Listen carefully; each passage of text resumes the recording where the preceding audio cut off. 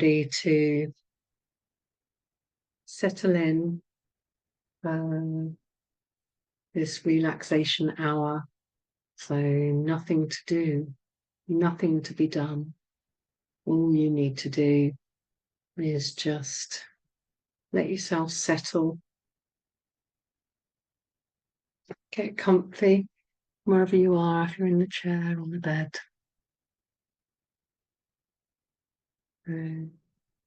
Take whatever movements you need. If you need a shoulder wiggle, maybe you need to clench your hands and release them a couple of times. I'm going to do a bit of an activity to begin, just to come into our bodies and away from the busy mind. So get yourselves nice and comfy. And this activity is designed for whatever kind of day you've been having. This activity will help you transition into a more kind of relaxed state.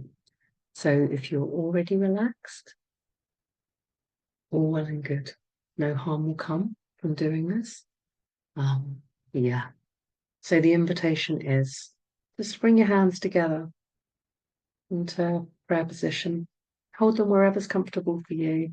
I'm holding mine up a little bit because of the camera, but normally be a little bit lower, so kind of at chest height. What you're going to do is just press your hands together. So just really seeing if you can let each hand press into its counterpart. And if you've had a really busy day, if you're finding it hard to settle, this is a really lovely way of just helping your body to discharge any kind of tension. So just by pressing hand against hand, or you can lean against a wall, works just as well. Just pressing your hands together and not forgetting to breathe. So as your hands are pressing, taking some nice slow breaths in through the nose and out through the mouth.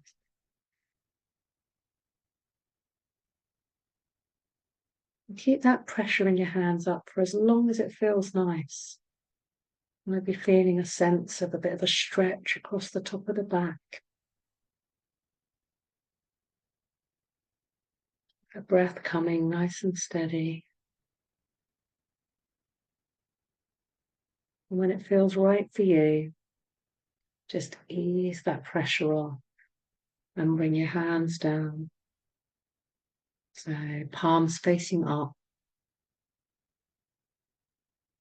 And let your hands just rest on your tummy or on your legs or by your side, wherever feels comfortable for you.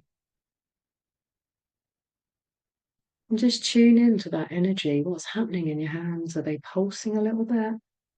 Maybe your fingers are tingling. What's happening across your shoulders, your forearms? How's everything feeling? Do you need to do a couple of shoulder rolls? Would that feel nice? If it doesn't feel nice, don't do it. Give it a little try. Shoulder roll does feel nice. Maybe make the roll a bit bigger. And keep on coming back to the breath.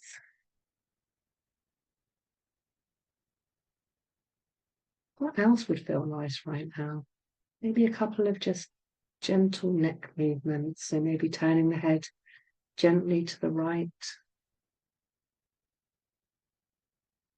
and back through center, ever so slowly, ever so gently, no strain, no need to rush. Then looking gently to the left. And just noticing, does that feel different?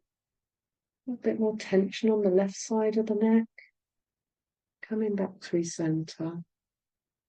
Take a breath in through the nose. Out through the mouth.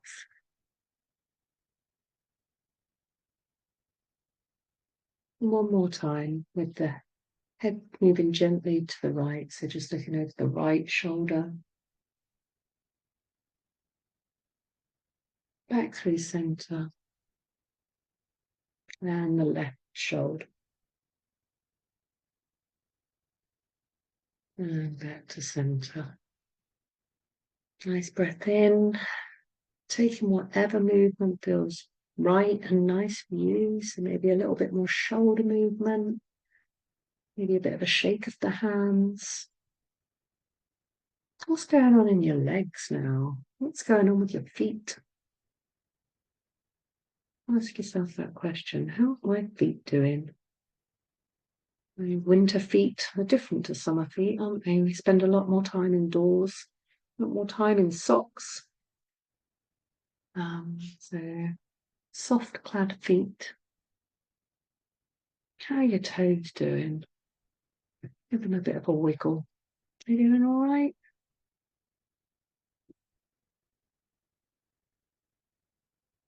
A bit of a up and down movement with the feet.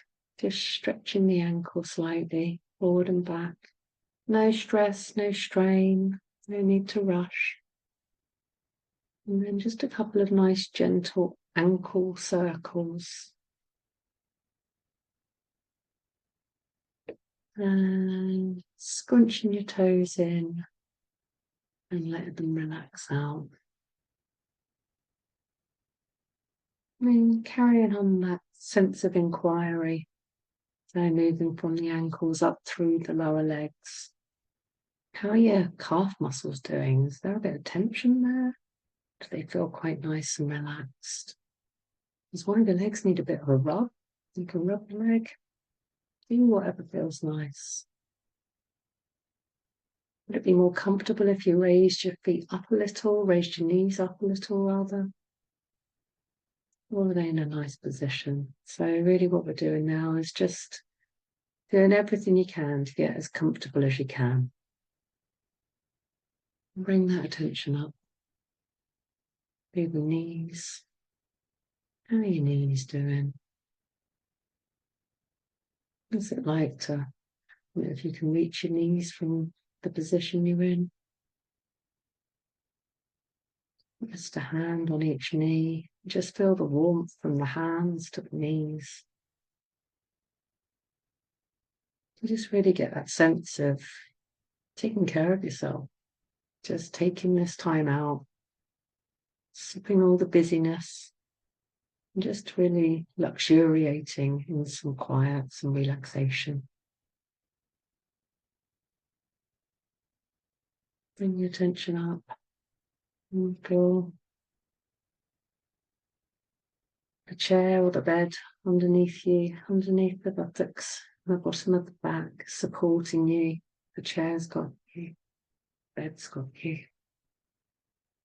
Feeling really held and safe in this moment. Nothing to be done, nothing to be done. Nothing to worry about. Nothing needs your attention right now.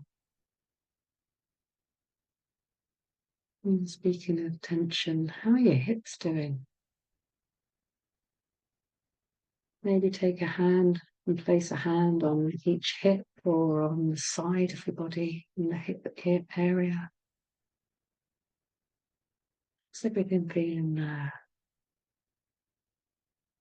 If there's any pain or any tension or any sense of stress, could you just breathe into it? If there's any discomfort, can you bring your attention to the edge of the discomfort? What's it like on the edge of the discomfort? What if you take your attention a little bit wider? And so now you're thinking about the whole of your lower torso and your legs. How's that all doing?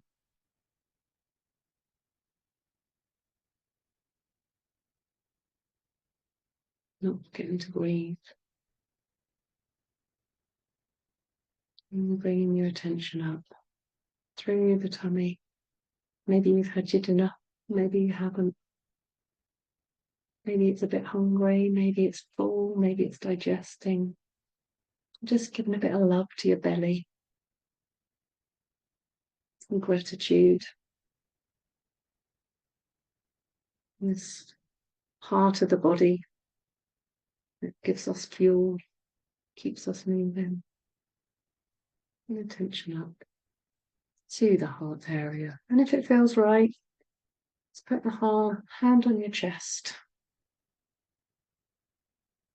One hand on your chest, hand on your belly.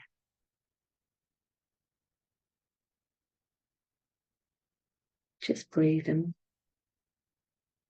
I'm going to go quiet just for 3 breaths. So just 3 nice long breaths in your own time.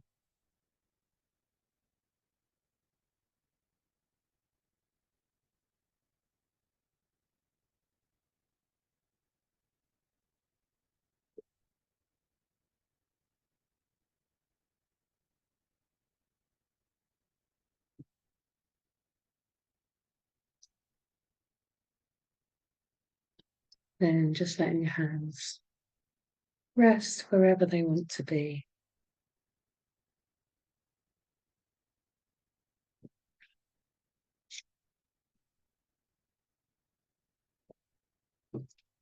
So I've got a selection of stories and poems for you today.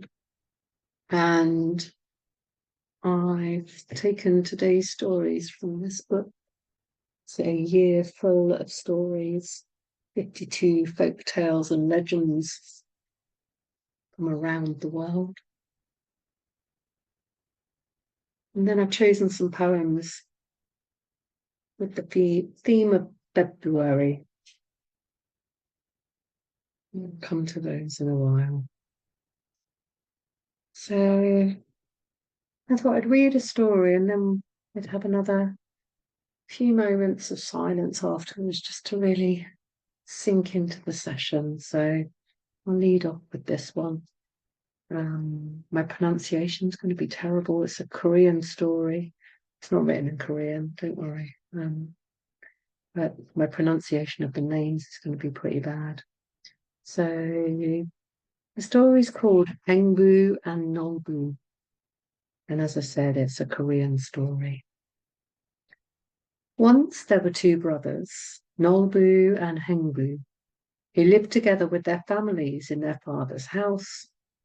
Nolbu, the eldest, was selfish and cruel, but his brother, Hengbu, was always kind. When their father died, Nolbu threw Hengbu out of the house and kept all of their father's fortune for himself. Hengbu had to live in a tumble-down hovel and work hard to feed his family, but he never complained. One autumn, the harvest was bad, and Hengbu's family had nothing to eat.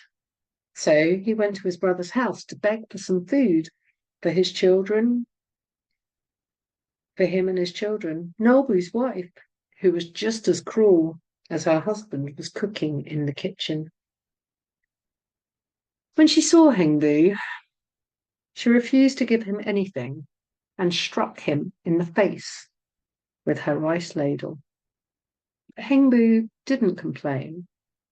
Carefully, he scraped the sticky rice from his cheek and asked her to strike him again. Thinking him stupid, she did as he asked. Then Hengbu gathered the rice from the other cheek and took it home to feed his children. The next day, Hengbu found a swallow, a young swallow that had fallen from its nest. Gently, he bandaged its broken leg. Then he cared for it until it was strong enough to return to the nest. That winter, the swallow flew away, but it didn't forget Hengbu's kindness.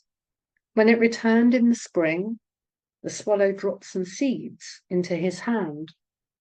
Hengbu had no garden, so he planted them on his thatched roof.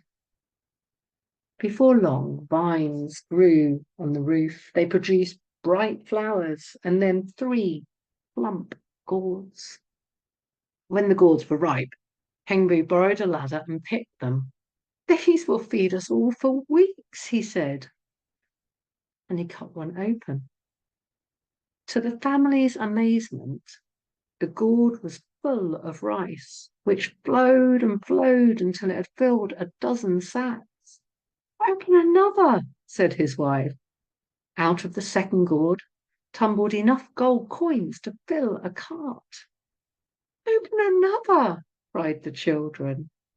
Out of the third gourd, Hengbu pulled enough timber and nails to build a fine house. Laughing with happiness, Hengbu and his family set to work to build themselves a house, and when it was built, they shared their good fortune with all of their neighbors. The story of Hengbu's good luck soon reached his brother's ears. Nobu went at once to see how such a thing could have happened. He listened in amazement as Hengbu told him about the swallow and the gourd seeds. Immediately, as you might imagine, Nobu was jealous of his brother's good fortune. He returned home and searched for a swallow's nest. When he found one, he found a young bird. And with the young bird held in his hand, he broke its leg. Then he bandaged it roughly and flung it back in the nest. As before, once it had healed, the swallow flew south for the winter. And when it returned in the spring, the swallow dropped some seeds into Nobu's hand, and he planted them in his garden. Nobu and his wife waited impatiently for the gourds to grow. As soon as they were ripe, Nobu fetched his sword to cut them open. "Now we'll be even richer," they cried greedily. But to their horror, to their absolute horror, out of the gorge leapt a dozen wicked goblins, shrieking wildly. The goblins stole Nobu's money and tore down his house. Nobu and his wife were left with nothing. In tears, they went to Hengbu and humbly asked for help. Hengbu welcomed them in. "My house is your house, brother," he said. And so Nobu and his wife finally learned kindness. And, as in all good fairy tales, they lived happily ever after. So, a few moments of quiet just to imagine how it would feel to cut open a giant gourd, a giant pumpkin. What would be your dream? What would you like to see flowing from the pumpkin? In a couple of minutes, just to think in quiet about how that might be.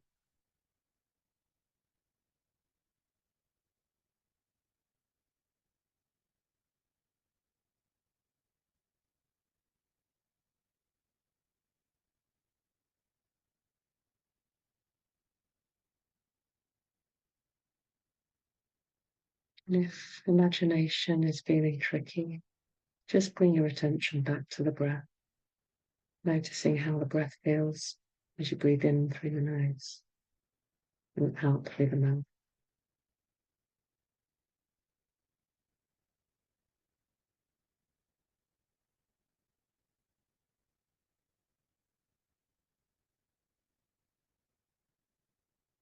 How does it feel?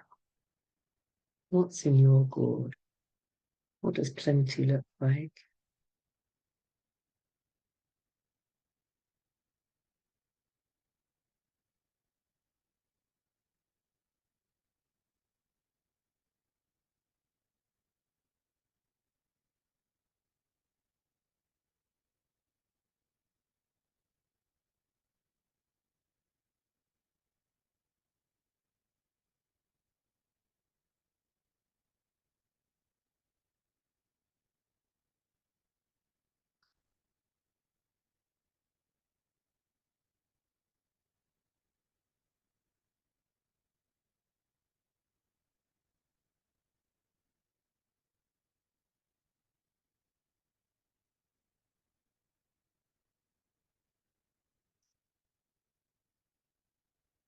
Keep on just coming back to the breath.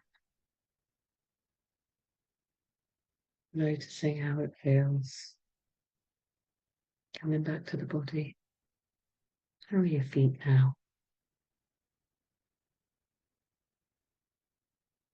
How does it feel? Be safe and warm in your space.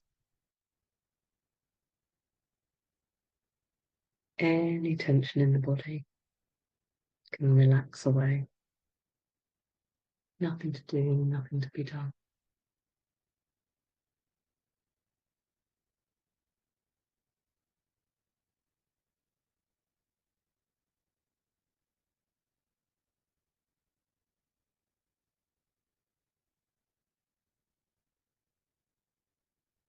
I'll share another story in a moment. Just 3 more nice, long, deep breaths.